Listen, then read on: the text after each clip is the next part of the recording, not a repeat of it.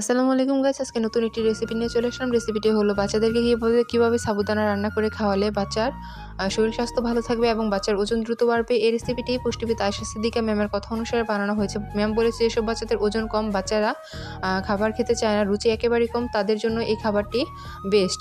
তো এখানে গাজর কুচি এবং মিষ্টি আলুগুলোকে কুচি করে নিয়েছি। কুচি করে একটা প্যান বসিয়ে এখানে পরিমাণ মতো ঘি দিয়ে দিয়েছি এবং এখানে গাজর এবং মিষ্টি আলুগুলোকে ভালোভাবে ভেজে নিব। এখানে চাইলে আপনারা একটা এলাচ ব্যবহার করতে পারেন ঘ্রাণের জন্য। তো আমরা সবাই জানি মিষ্টি আলু বাচ্চাদের ওজন বাড়ায় এবং গাজরে রয়েছে প্রচুর পরিমাণে পুষ্টি উপাদান। আপনারা চাইলে এখানে ঘি বা বাটার ইউজ করতে পারেন। আমি এখানে ঘি ইউজ করেছি।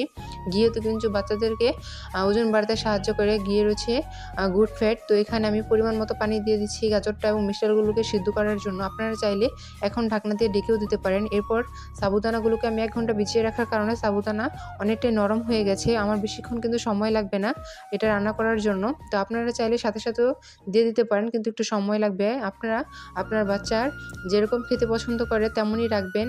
ঘন চাইলে ঘন রাখবেন এবং পাতলা খেতে চাইলে পাতলাই রাখবেন। তো এরপর আমি চামচ দিয়ে একটু নেড়ে-চেড়ে নিলাম। সাবুদানাতে রয়েছে প্রচুর পরিমাণে কার্বোহাইড্রেট, যা বাচ্চার শরীরে শক্তি যোগায় এবং ওজন বাড়াতে সাহায্য করে। এখানে আমি দেখিয়ে দিচ্ছি কীরকম হয়েছে। একটু ঘন রেখেছি আমি। আপনারা চাইলে যেমন ইচ্ছে তেমন রাখতে পারেন। তো এখন আমি একটা বাটিতে ঢেলে নেব। আপনারা কিন্তু চাইলে এরপরে একটু খেজুরও ইউজ করতে পারেন।